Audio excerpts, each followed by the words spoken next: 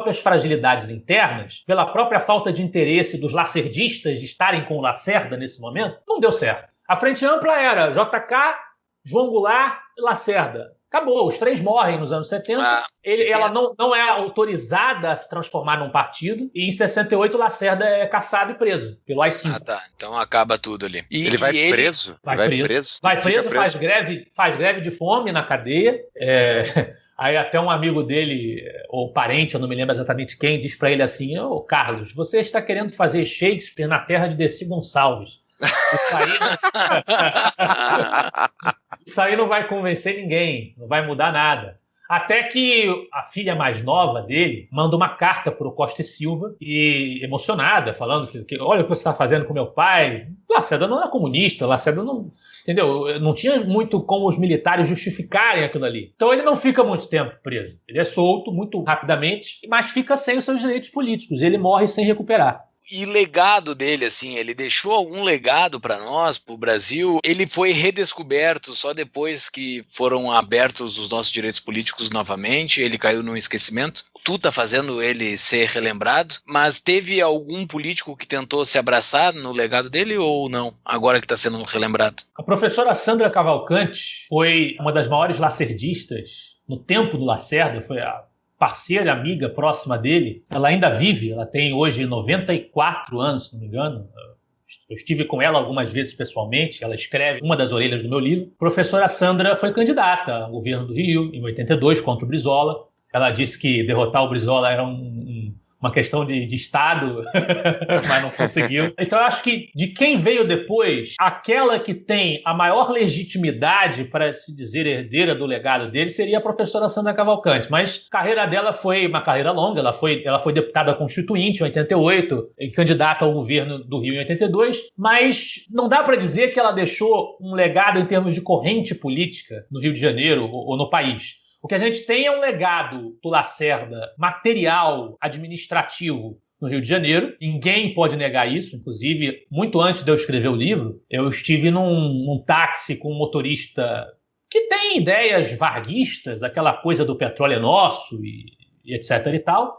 Mas ele mesmo, quando eu falei no nome do Lacerda, ele disse, olha, é impossível negar que ele foi o melhor governador que nós tivemos aqui, em todos os tempos. Mesmo sendo uma pessoa com uma cabeça muito diferente da cabeça que o Lacerda tinha, o sujeito disse isso. Então ele deixou um legado administrativo e ele deixa um legado, ele foi citado justamente por essa trajetória administrativa por alguns políticos do Rio de Janeiro, principalmente. César Maia citou Lacerda, Eduardo Paes citou Lacerda na hora de falar sobre obras, sobre a mentalidade que ele ia empregar no executivo no setor das obras. O Ronaldo Caiado, em Goiás, citou Lacerda como referência de como ser opositor. Ele falou numa entrevista a maneira de ser opositor, isso quando nós estávamos ainda na época do impeachment da Dilma, a maneira de fazer oposição é aquela que Lacerda nos ensinou. Ele disse isso. Mas são menções esporádicas, menções episódicas. Você não pode dizer que o Lacerda conseguiu criar uma escola lacerdista na política brasileira porque os militares não deixaram.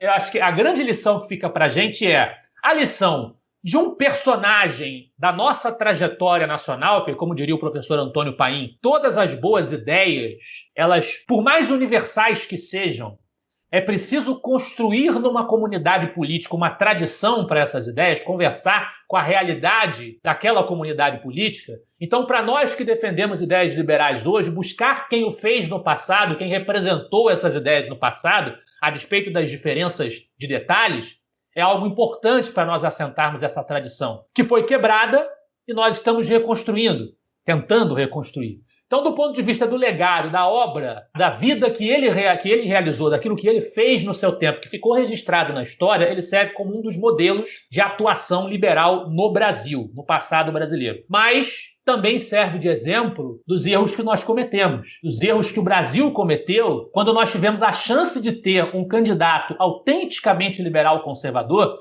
Em 65, Lacerda tinha todas as chances de se eleger, e eu diria que foi o único momento da história brasileira em que nós tivemos um candidato autêntico, puro sangue, vamos dizer assim, liberal, conservador, que representava mesmo as nossas bandeiras, que tinha chance de se eleger por si só, representando ele mesmo uma plataforma. Nas outras oportunidades, a gente sempre se juntou com um populista para tentar levar junto com esse populista a nossa plataforma, o que nunca deu certo, e hoje em dia a gente está tendo as mesmas dificuldades, né? Mas Verdade. Naquele momento a gente teve a chance e não aconteceu porque o autoritarismo militar prevaleceu sobre a liderança política civil. É um recado que fica para a gente valorizar, sobretudo, uma das ideias que o Lacerda defendia, e que ele era um dos que mais falava sobre isso no seu tempo, que era a ideia de que a política seja orgânica, que a gente promova o debate, promova a circulação de ideias, não apenas faça política e viva a política no ano eleitoral. Muito bem. Olha, que aula